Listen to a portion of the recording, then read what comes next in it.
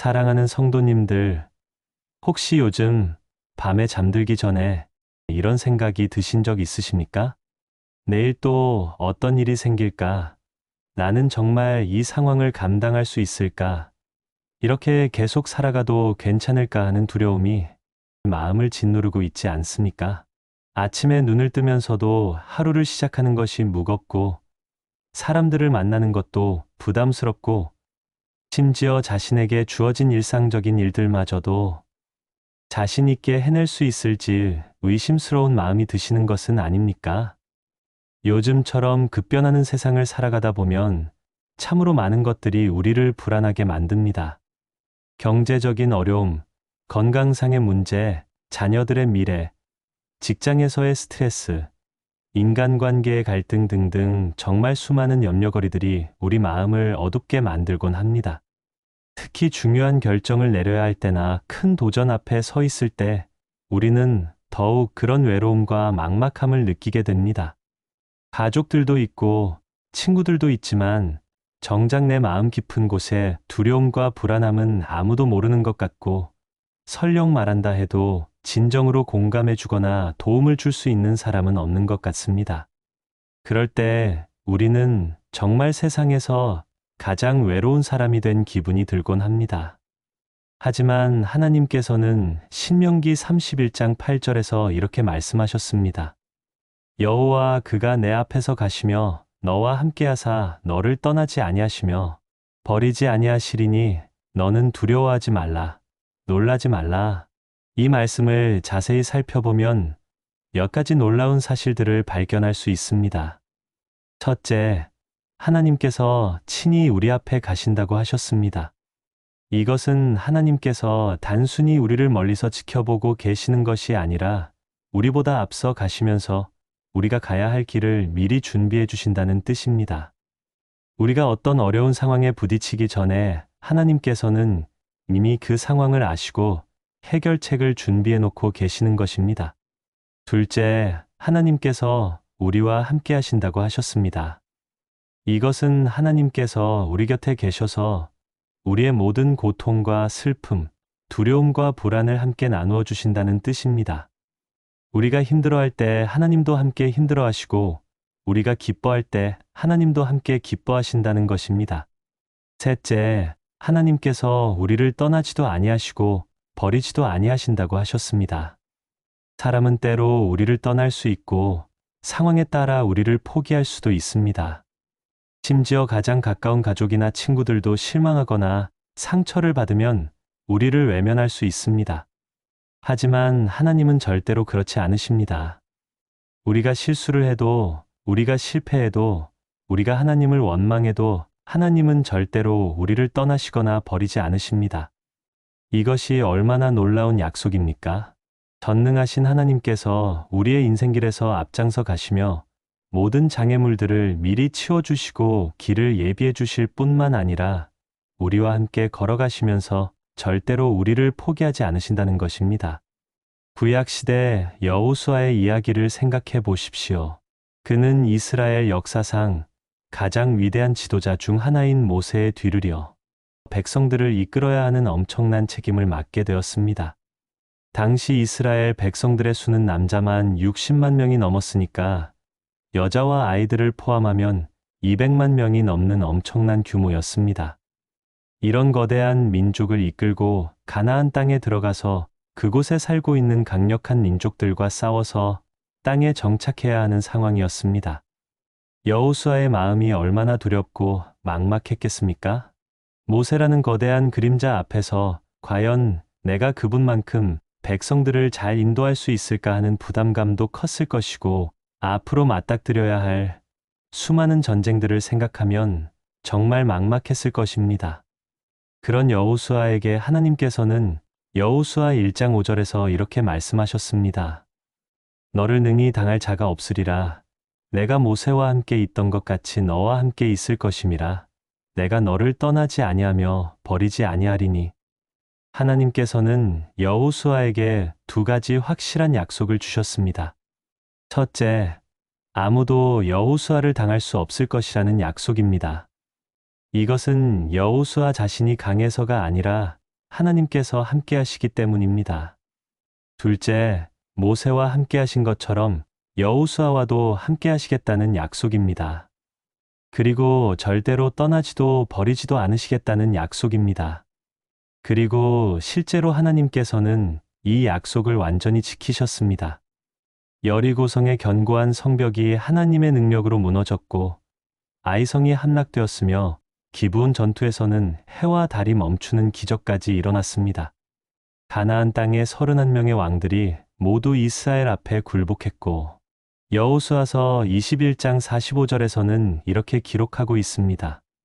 여호와께서 이스라엘 족속에게 말씀하신 선한 말씀이 하나도 남김없이 다 응하였더라. 여리고성이 무너지고 아이성이 함락되고 가나안 땅의 모든 민족들이 이스라엘 앞에 굴복하게 된 것은 여호수아의 뛰어난 군사 전략이나 이스라엘 군대의 막강한 전력 때문이 아니었습니다. 오직 하나님께서 함께 하셨기 때문이었습니다. 하나님께서 앞서 가시며 길을 준비해 주시고 함께 하시며 능력을 주시고 끝까지 포기하지 않으셨기 때문에 가능했던 것입니다. 사랑하는 성도님들, 이 약속은 오늘 우리에게도 동일하게 적용됩니다. 여러분이 지금 어떤 상황에 처해 있든지 하나님께서는 여러분과 함께하고 계십니다. 직장에서 해결하기 어려운 문제들로 고민하고 계십니까? 하나님께서 앞서 가셔서 해결책을 준비해 놓고 계십니다. 가정에서 자녀들 문제나 부부 간의 갈등으로 힘들어하고 계십니까? 하나님께서 함께 하셔서 지혜와 능력을 주실 것입니다. 건강상의 문제로 걱정하고 계십니까? 하나님께서 치유의 주인이시며 절대로 여러분을 포기하지 않으실 것입니다. 경제적인 어려움으로 밤잠을 이루지 못하고 계십니까? 하나님께서 여러분의 모든 필요를 아시고 공급해 주실 것입니다. 인간관계의 갈등으로 마음이 상하고 계십니까? 하나님께서 치유하시고 회복시켜 주실 것입니다. 여러분 혼자서 감당하는 것이 아닙니다. 전능하신 하나님께서 여러분과 함께 계시고 앞장서서 길을 인도해 주고 계십니다. 시편 23편에서 다윗이 고백한 것처럼 여호와는 나의 목자시니 내게 부족함이 없으리로다. 그가 나를 푸른 풀밭에 누이시며 쉴 만한 물가로 인도하시는도다. 내 영혼을 소생시키시고 자기 이름을 위하여 위의 길로 인도하시는도다. 그러니 더 이상 혼자라는 생각으로 두려워하지 마십시오. 하나님께서 여러분과 함께 하신다는 이 확실한 약속을 믿고 담대하게 앞으로 나아가시기 바랍니다. 두 번째로, 하나님께서는 우리를 능력으로 강하게 하신다고 약속하셨습니다. 혹시 이런 생각해 보신 적 있으십니까? 나는 정말 부족한 사람이야. 다른 사람들은 다 잘하는 것 같은데 나만 뒤떨어지는 것 같아. 나에게는 별다른 능력이나 재능이 없어서 큰일을 해낼 수 없을 거야 하는 생각 말입니다. 특히 새로운 일을 시작해야 할 때나 중요한 책임을 맡게 될 때 우리는 자신의 부족함 때문에 주저하게 됩니다. 나이가 들어갈수록 더욱 그런 생각이 강해지는 것 같습니다. 젊은 사람들은 에너지도 넘치고 새로운 것들을 빨리 배우는데 나는 이제 기억력도 예전 같지 않고 체력도 떨어지고 변화하는 세상을 따라가기도 버거운데 과연 무엇을 할 수 있을까 하는 생각이 들곤 합니다. 그래서 점점 소극적이 되고 새로운 도전을 피하게 되고 안전한 것들만 선택하려고 하게 됩니다. 하지만 하나님께서는 이사야 40장 29절에서 이렇게 말씀하셨습니다. 피곤한 자에게는 능력을 주시며 무능한 자에게는 힘을 더하시나니. 그리고 30절에서는 이렇게 말씀하셨습니다. 소년이라도 피곤하며 곤비하며 장정이라도 넘어지며 쓰러지되. 31절에서는 이렇게 말씀하셨습니다. 오직 여호와를 앙망하는 자는 새 힘을 얻으리니 독수리가 날개치며 올라감 같을 것이요 다른 박질하여도 곤비하지 아니하겠고 걸어가도 피곤하지 아니하리로다. 이 말씀을 자세히 보면 하나님께서는 피곤한 자, 무능한 자에게 능력과 힘을 주신다고 하셨습니다. 여기서 주목할 점은 하나님께서 이미 능력 있는 자를 더욱 능력 있게 하신다고 하지 않으시고 피곤하고 무능한 자에게 능력을 주신다고 하신 것입니다. 그리고 소년이라도 피곤하고 장정이라도 넘어진다고 하셨습니다. 아무리 젊고 건강하고 능력이 있어 보이는 사람이라도 결국은 한계가 있다는 것입니다. 하지만 여호와를 앙망하는 자는 새 힘을 얻는다고 하셨습니다. 독수리가 날개치며 올라가는 것처럼 다른 박질에도 곤비하지 않고 걸어가도 피곤하지 않을 것이라고 약속하셨습니다. 이것이 하나님의 놀라운 방법입니다. 세상에서는 강한 자가 더욱 강해지고 능력 있는 자가 더욱 높아집니다. 하지만 하나님의 나라에서는 반대입니다. 우리가 강할 때가 아니라 약할 때 하나님의 능력이 나타나는 것입니다. 우리가 할 수 있을 때가 아니라 할 수 없을 때 하나님께서 역사하시는 것입니다. 사도 바울도 이것을 잘 알고 있었습니다. 고린도후서 12장 9절에서 그는 이렇게 고백했습니다. 그러나 주께서 내게 이르시기를 내 은혜가 내게 족하니 이는 내 능력이 약한 데서 온전하여짐이라 하신지라. 그러므로 도리어 크게 기뻐함으로 나의 여러 약함을 자랑하리니 이는 그리스도의 능력이 내게 머물게 하려 함이라. 그리고 10절에서는 이렇게 말했습니다. 그러므로 내가 그리스도를 위하여 약한 것들과 능욕과 궁핍과 박해와 곤고를 기뻐하노니 이는 내가 약한 그때의 강함이라. 바울은 자신의 약함을 자랑한다고 했습니다. 왜냐하면 자신이 약할 때 그리스도의 능력이 더욱 온전히 나타나기 때문입니다. 구약시대의 기드온의 이야기를 생각해 보십시오. 이스라엘이 미디안족에게 7년 동안 혹독한 압제를 받고 있을 때 하나님께서 기드온을 부르셔서 이스라엘을 구원하라고 하셨습니다. 그런데 기드온의 반응이 어떠했습니까? 사사기 6장 15절에서 기드온은 이렇게 대답했습니다. 오 주여, 내가 무엇으로 이스라엘을 구원하리이까? 보소서, 나의 집은 므낫세 중에 극히 작은 것이요. 나는 내 아버지 집에서 가장 작은 자니이다. 기드온은 자신이 가장 작은 집안의 가장 작은 자라고 고백했습니다. 자신에게는 이스라엘을 구원할 만한 능력이나 자격이 전혀 없다고 생각했습니다. 그런데 하나님께서는 그런 기드온을 통해 어떤 일을 하셨습니까? 처음에 기드온과 함께한 이스라엘 군사는 32,000명이었습니다. 그런데 하나님께서는 이 숫자도 너무 많다고 하시면서 22,000명을 돌려보내셨습니다. 그래서 10,000명이 남았는데 하나님께서는 이것도 아직 많다고 하시면서 또 9,700명을 돌려보내셨습니다. 결국 300명만 남았습니다. 13만 5천 명의 미디안 군대를 단 300명으로 대적해야 하는 상황이 된 것입니다. 인간적으로 보면 절대 불가능한 일이었습니다. 하지만 하나님께서는 이 300명을 통해 13만 5천 명의 미디안 군대를 완전히 물리치는 놀라운 승리를 주셨습니다. 그것도 칼로 싸우지 않고 나팔을 불고 항아리를 깨뜨리고 횃불을 드는 것만으로 말입니다. 이것이 바로 하나님의 능력입니다. 인간의 능력으로는 절대 할 수 없는 일을 하나님의 능력으로는 할 수 있는 것입니다. 다윗과 골리앗의 이야기도 마찬가지입니다. 골리앗은 키가 3미터나 되는 거대한 전사였고 온몸에 무거운 갑옷을 입고 거대한 창과 방패로 무장하고 있었습니다. 반면에 다윗은 어린 목동이었고 갑옷도 입지 않고 칼도 없이 단지 물매와 돌멩이 5개만 가지고 있었습니다. 인간적으로 보면 전혀 상대가 되지 않는 싸움이었습니다. 하지만 다윗은 사무엘상 17장 45절에서 이렇게 말했습니다. 너는 칼과 창과 단창으로 내게 나아오거니와 나는 만군의 여호와의 이름 곧 내가 모독하는 이스라엘 군대의 하나님의 이름으로 내게 나아가노라. 그리고 실제로 다윗은 물매로 던진 돌 하나로 골리앗을 쓰러뜨렸습니다. 이건 역시 인간의 능력이 아니라 하나님의 능력이었습니다. 사랑하는 성도님들, 여러분이 지금 자신의 부족함 때문에 두려워하고 계십니까? 자신에게는 능력이 없다고 생각하고 계십니까? 나이가 들어서 예전 같지 않다고 걱정하고 계십니까? 다른 사람들에 비해 뒤떨어진다고 느끼고 계십니까? 그렇다면 오히려 기뻐하십시오. 하나님께서 바로 그런 여러분을 통해 당신의 능력을 나타내시기 원하시기 때문입니다.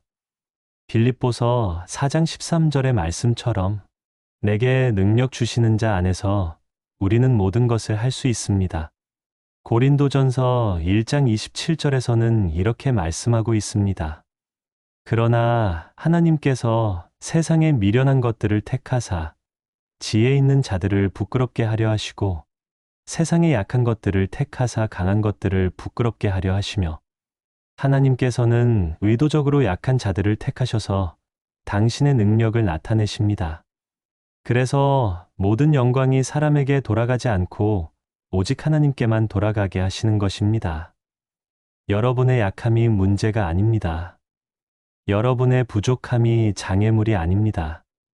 오히려 그것이 하나님의 능력이 나타날 수 있는 통로가 되는 것입니다. 모세를 생각해 보십시오. 그는 입이 뻣뻣하고 혀가 둔하다고 스스로 고백했습니다. 출애굽기 4장 10절에서 모세는 하나님께 이렇게 말했습니다. 주여, 나는 본래 말을 잘하지 못하는 자니이다. 주께서 주의 종에게 명령하신 후에도 역시 그러하니 나는 입이 뻣뻣하고 혀가 둔한 자니이다. 말을 잘하지 못하는 사람이 어떻게 바로 앞에 가서 이스라엘 백성들을 해방시키라고 말할 수 있겠습니까? 하지만 하나님께서는 그런 모세를 통해 이집트의 모든 신들을 굴복시키고 바로를 무릎 꿇게 하시고 이스라엘 백성들을 이집트에서 구원해내셨습니다. 모세의 웅변 실력 때문이 아니라 하나님의 능력 때문이었습니다. 예레미야도 마찬가지였습니다. 하나님께서 그를 선지자로 부르셨을 때 예레미야는 예레미야 1장 6절에서 이렇게 대답했습니다. 슬프도소이다. 주 여호와여 보소서, 나는 아이라 말할 줄을 알지 못하나이다. 자신은 아직 어리고 말할 줄도 모른다고 했습니다. 하지만 하나님께서는 그런 예레미야를 통해 40년 동안 하나님의 말씀을 선포하게 하셨고 그의 예언들은 모두 정확하게 성취되었습니다. 신약시대의 제자들은 어떠했습니까? 그들은 대부분 갈릴리 출신의 무학한 어부들이었습니다. 사도행전 4장 13절에서는 이렇게 기록하고 있습니다. 그들이 베드로와 요한이 담대하게 말함을 보고 그들을 본래 학문 없는 범인으로 알았다가 이상히 여기며 또 그들이 예수와 함께 있던 줄도 알고 학문 없는 범인들이었지만 그들이 담대하게 말하는 것을 보고 사람들이 이상히 여겼다고 했습니다. 그들에게서 예수님과 함께 있었던 흔적을 보았다고 했습니다. 그들의 학벌이나 지식 때문이 아니라 예수님과 함께 있었기 때문에 능력이 나타난 것입니다. 사랑하는 성도님들, 하나님께서는 오늘도 여러분을 통해 놀라운 일들을 행하시기 원하십니다. 여러분이 생각하기에는 너무 작고 보잘것없어 보일지 몰라도 하나님의 눈에는 귀한 그릇입니다. 여러분이 할 수 있는 작은 일들을 하나님께 드릴 때 하나님께서는 그것을 통해 큰 일들을 이루어 가십니다. 다윗이 사용한 것은 단지 돌멩이 하나였지만 하나님께서는 그것으로 골리앗을 쓰러뜨리셨습니다. 한 소년이 드린 것은 보리떡 5개와 물고기 2마리였지만 예수님께서는 그것으로 5,000명을 먹이셨습니다. 과부가 드린 것은 2렙돈뿐이었지만 예수님께서는 그것이 다른 사람들이 드린 많은 헌금보다 크다고 하셨습니다. 하나님께서는 우리가 드리는 것의 크기를 보시는 것이 아니라 드리는 마음을 보십니다. 그리고 작은 것이라도 진심으로 드릴 때 하나님께서는 그것을 통해 놀라운 역사를 이루어 가십니다. 더 이상 자신의 부족함을 바라보며 위축되지 마시고 하나님의 무한한 능력을 바라보며 담대하게 나아가시기 바랍니다. 세 번째로, 하나님께서는 우리의 미래를 책임지신다고 약속하셨습니다. 요즘 많은 분들이 미래에 대한 깊은 불안감을 가지고 계십니다. 국제정세도 불안하고 경제 상황도 어려워지고 있는데 우리 가정은 과연 괜찮을까? 물가는 계속 오르는데 우리 살림살이는 어떻게 될까? 자녀들이 취업은 할 수 있을까? 나이가 들어가는데 건강은 괜찮을까? 노후 준비는 충분할까 등등 정말 많은 걱정거리들이 있습니다. 특히 요즘처럼 변화가 빠른 시대에는 내일 어떤 일이 일어날지 예측하기가 더욱 어렵습니다. 기술도 빠르게 발전하고 사회제도도 자주 바뀌고 새로운 질병이나 자연재해도 예상치 못한 때에 닥쳐오곤 합니다. 그러다 보니 미래에 대한 걱정이 현재의 평안을 빼앗아가기도 합니다. 잠들기 전에 이런저런 걱정들이 머릿속을 맴돌아서 잠을 이루지 못하는 경우도 많습니다. 하지만 하나님께서는 예레미야 29장 11절에서 이렇게 말씀하셨습니다. 여호와의 말씀이니라. 너희를 향한 나의 생각을 내가 아나니 평안이여 재앙이 아니라 너희에게 미래와 희망을 주는 것이니라. 이 말씀을 자세히 살펴보면 몇 가지 놀라운 진리를 발견할 수 있습니다. 첫째, 하나님께서는 우리를 향한 당신의 생각이 있다고 하셨습니다. 우리가 하나님을 생각하는 것보다 훨씬 더 많이 하나님께서는 우리를 생각하고 계신다는 것입니다. 시편 139편 17절에서 다윗은 이렇게 고백했습니다. 하나님이여, 주의 생각이 내게 어찌 그리 보배로우신지요. 그 수가 어찌 그리 많은지요. 하나님의 생각이 모래알보다 많다고 했습니다. 하나님께서는 끊임없이 우리를 생각하고 계시고 우리의 필요를 아시고 우리의 미래를 계획하고 계십니다. 둘째, 하나님의 생각은 평안이라고 하셨습니다. 재앙이 아니라 평안이라는 것입니다. 우리는 미래를 생각하면 불안하고 걱정이 되지만 하나님께서 우리를 위해 계획하신 것은 평안입니다. 우리를 해하려는 계획이 아니라 우리에게 좋은 것을 주려는 계획입니다. 셋째, 하나님께서는 우리에게 미래와 희망을 주신다고 하셨습니다. 우리가 볼 때는 앞길이 막막하고 희망이 보이지 않을 수도 있지만 하나님께서는 분명한 미래와 확실한 희망을 준비해 놓고 계십니다. 그리고 잠언 19장 21절에서는 이렇게 말씀하셨습니다. 사람의 마음에는 많은 계획이 있어도 오직 여호와의 뜻만이 완전히 서리라. 우리는 이런저런 계획을 세우고 걱정을 하지만 결국 하나님의 뜻대로 되는 것입니다. 그리고 하나님의 뜻은 항상 우리에게 최선인 것입니다. 이사야 55장 8절과 9절에서 하나님께서는 이렇게 말씀하셨습니다. 내 생각은 너희의 생각과 다르며 내 길은 너희의 길과 다름이니라. 여호와의 말씀이니라. 이는 하늘이 땅보다 높음 같이 내 길은 너희의 길보다 높으며 내 생각은 너희의 생각보다 높음이니라. 하나님의 생각이 우리의 생각보다 높고 하나님의 길이 우리의 길보다 높다는 것입니다. 우리가 이해할 수 없는 상황이 와도 하나님께서는 더 높은 차원에서 모든 것을 계획하고 계신다는 뜻입니다. 구약시대 요셉의 이야기가 이것을 잘 보여줍니다. 요셉은 17세에 형들의 미움과 시기 때문에 애굽의 노예로 팔려갔습니다. 그의 입장에서 보면 인생이 완전히 망가진 것 같았습니다.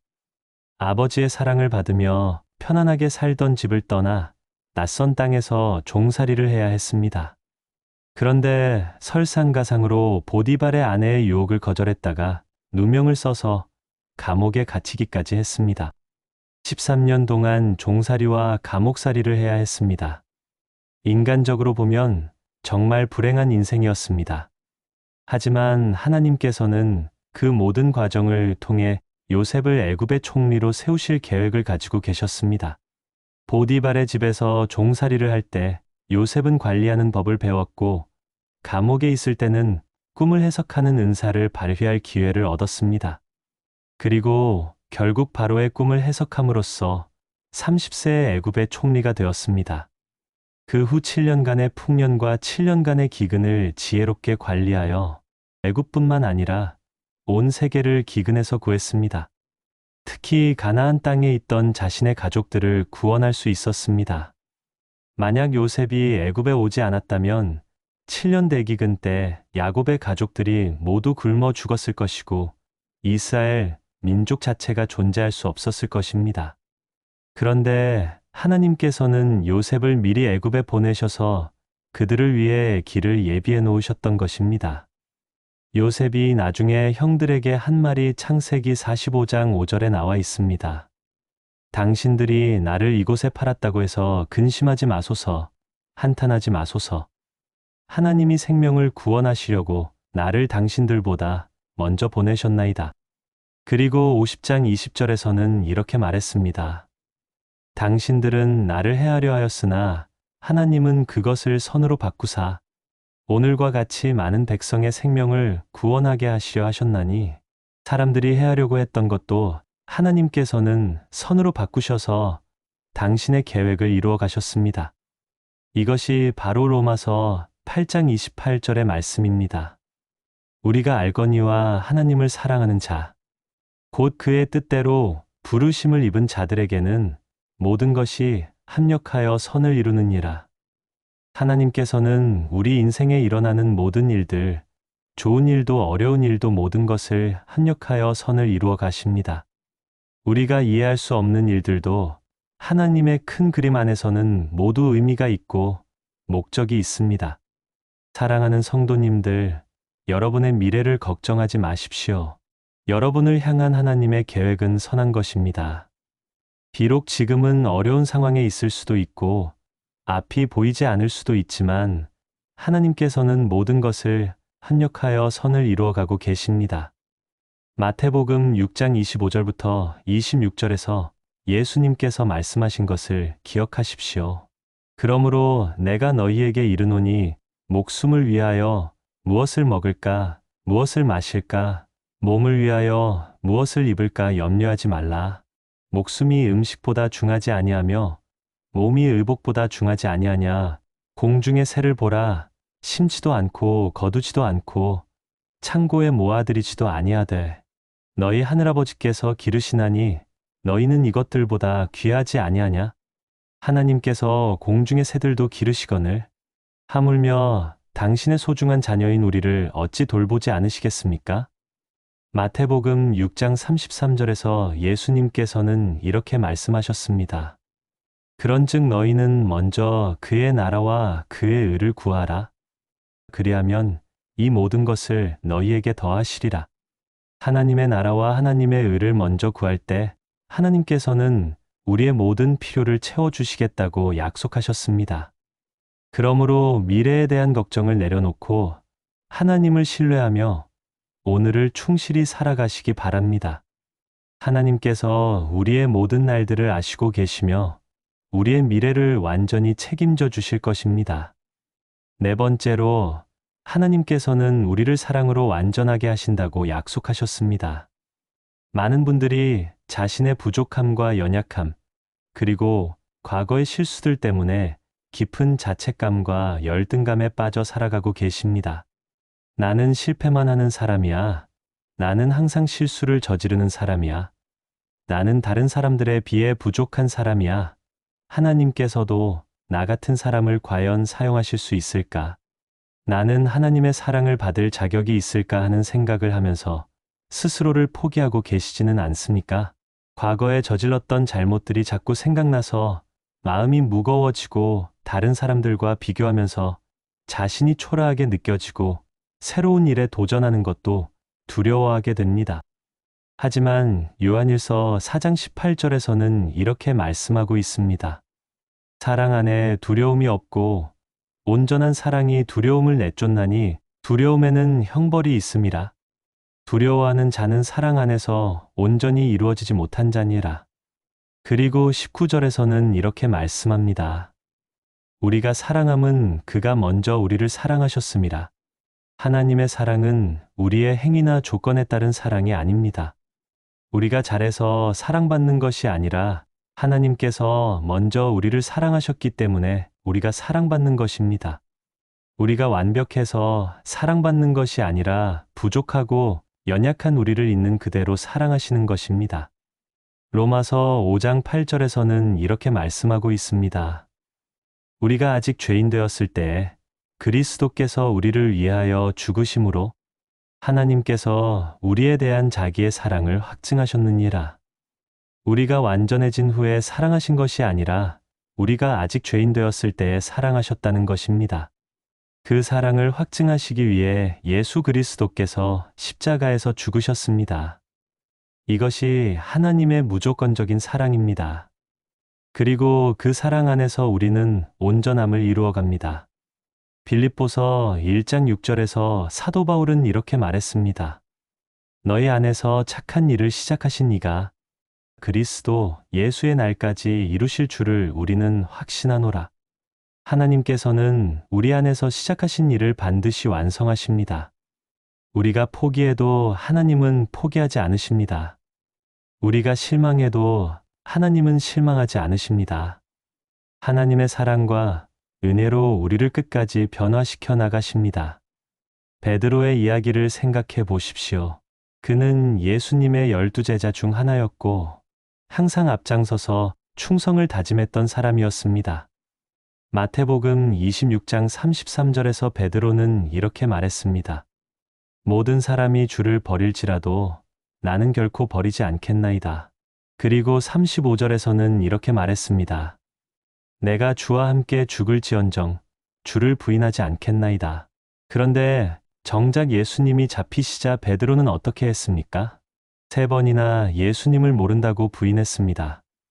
마지막에는 저주하며 맹세하기까지 했습니다.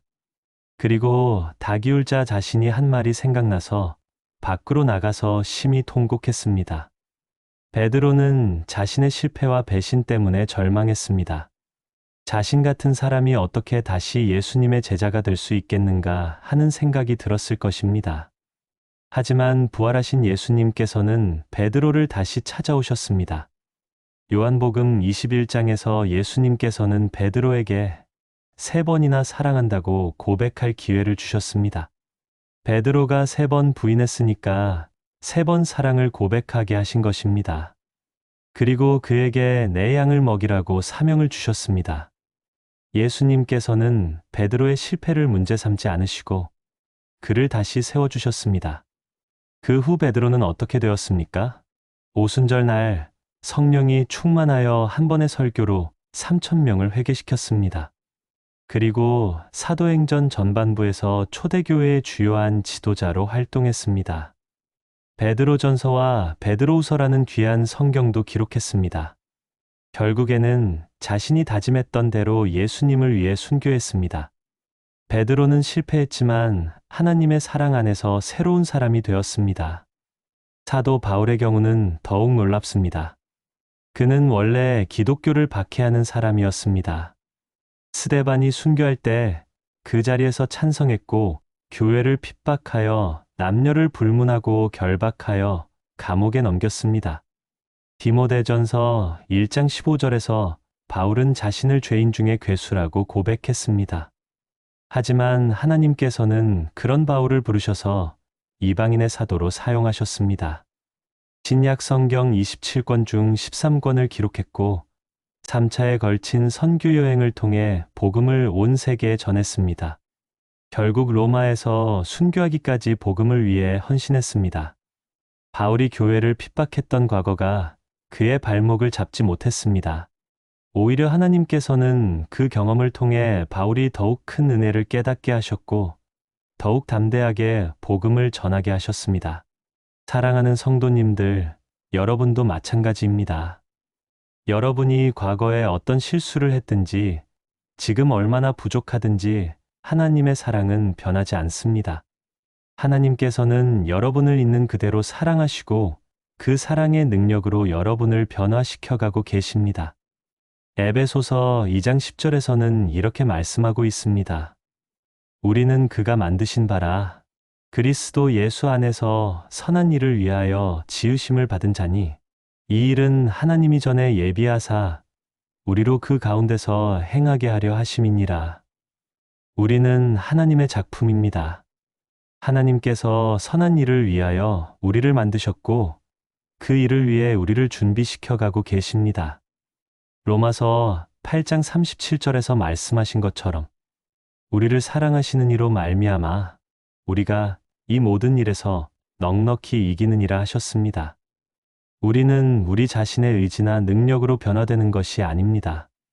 우리를 사랑하시는 하나님의 능력으로 넉넉히 이기는 것입니다. 고린도후서 5장 17절에서는 이렇게 말씀하고 있습니다.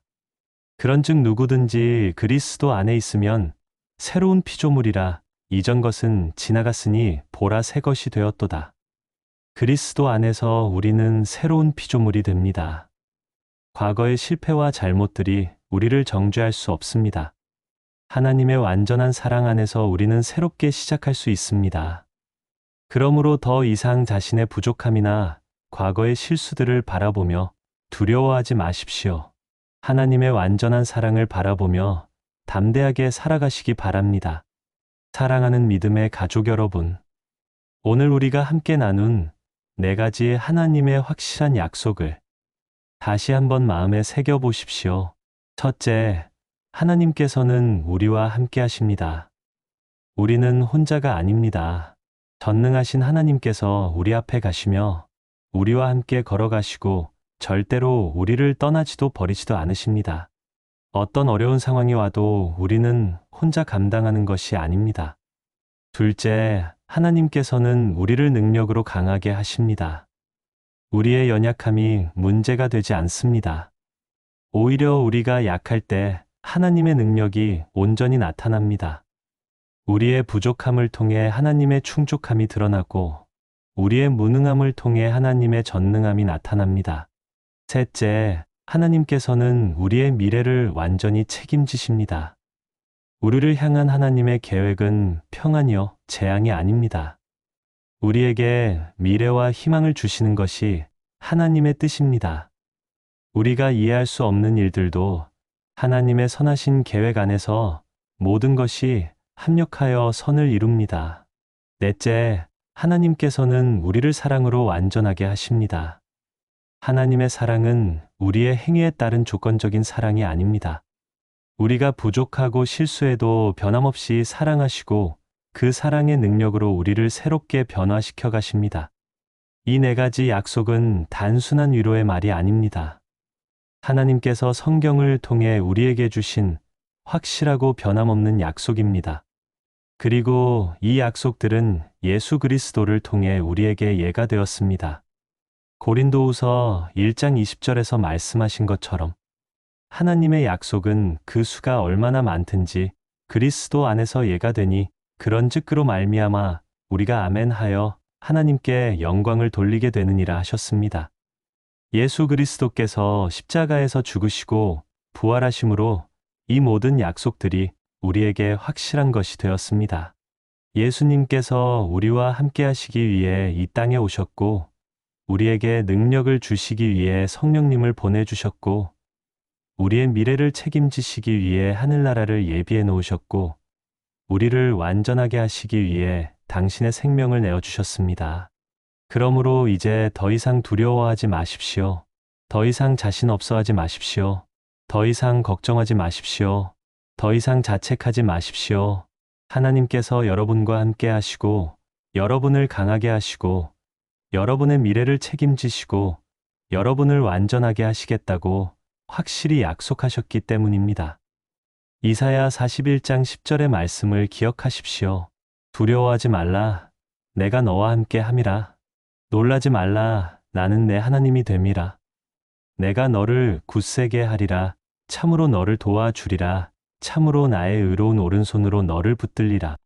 하나님께서 우리와 함께 하시고 우리를 굳세게 하시고 도와주시고 붙들어 주시겠다고 약속하셨습니다.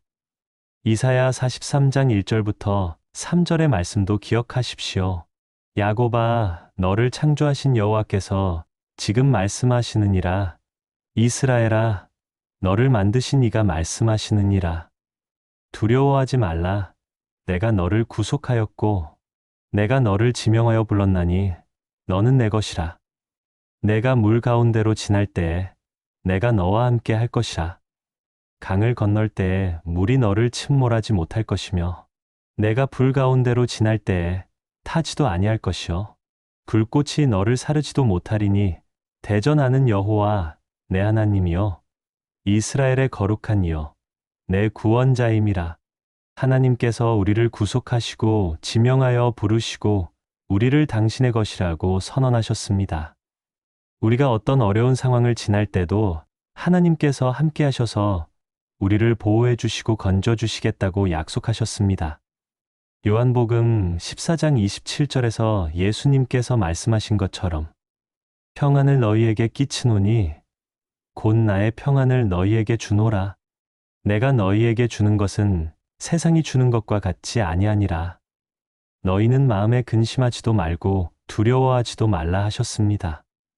예수님께서 주시는 평안은 세상이 주는 평안과 다릅니다.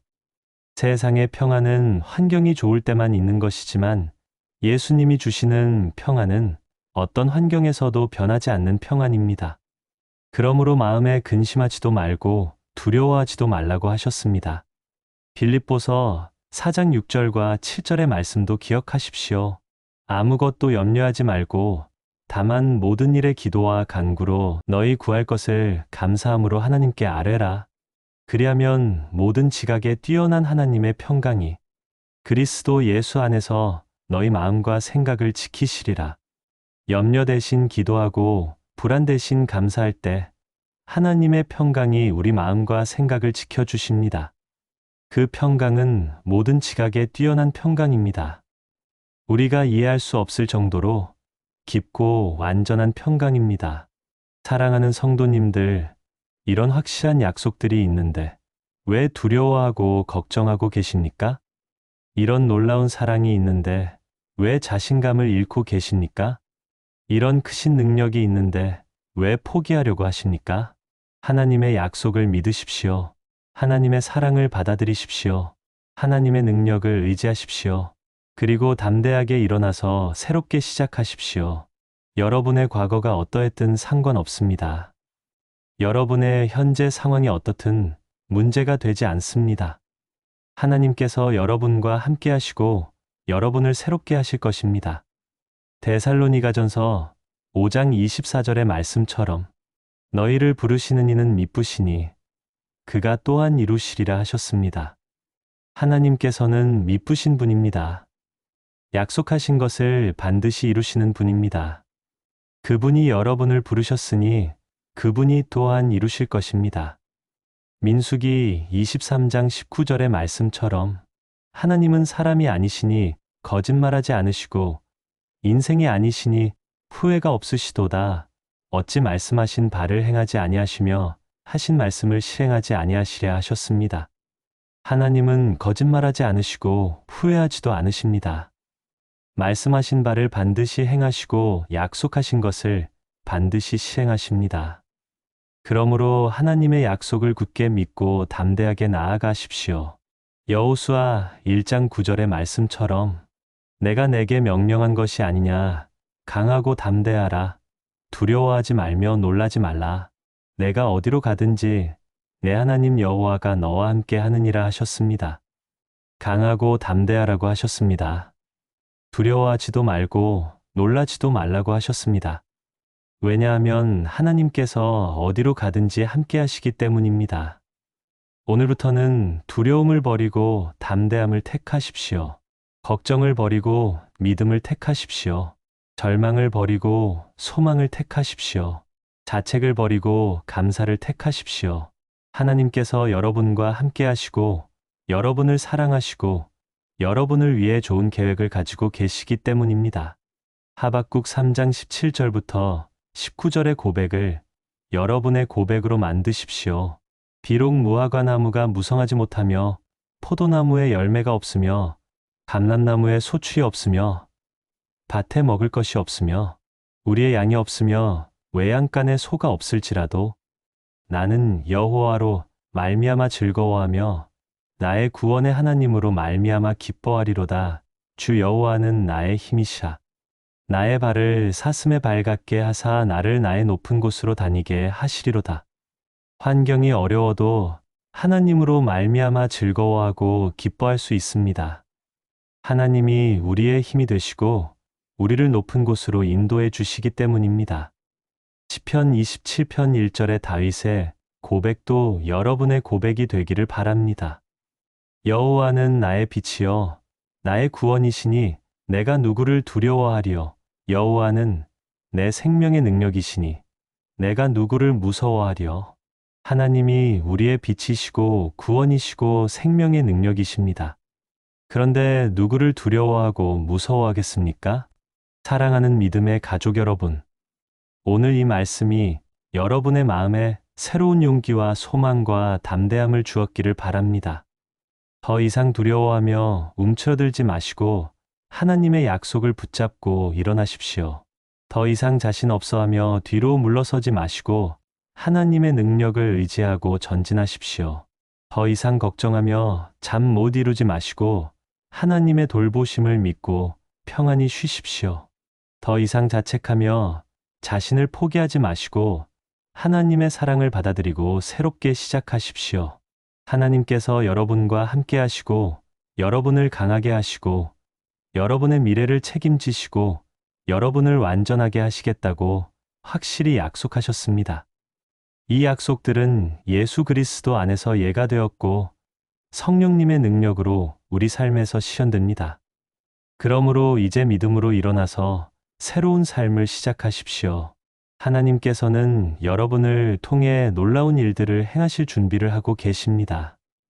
오늘 이 말씀이 여러분의 마음에 큰 위로와 격려가 되었다면 좋아요 버튼을 눌러서 더 많은 분들과 이 은혜를 나누어 주시기 바랍니다. 그리고 댓글로 여러분만의 간증이나 은혜 받은 부분들을 나누어 주시면 다른 성도님들에게도 큰 격려와 위로가 될 것입니다. 하나님의 말씀은 살아있고 운동력이 있어서 우리 마음을 치유하고 회복시키는 능력이 있습니다. 여러분의 나눔을 통해 그 치유와 회복의 역사가 더 많은 사람들에게 전해지기를 간절히 바랍니다.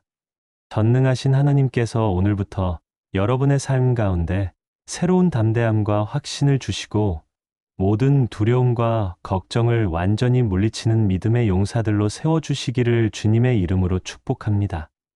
평강의 왕이신 예수님께서 여러분과 여러분의 가정에 하늘의 참된 평안과 기쁨을 충만히 부어주시고 어떤 환경에서도 흔들리지 않는 견고한 믿음을 주시기를 간절히 기도합니다.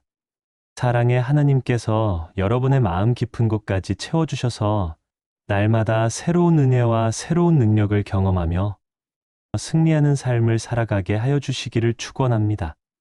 여러분을 향한 하나님의 사랑이 영원하고 여러분과 함께 하시는 하나님의 임재가 끊어지지 않으며 여러분을 인도하시는 하나님의 손길이 항상 여러분을 붙들어 주시기를 주 예수 그리스도의 이름으로 축복합니다.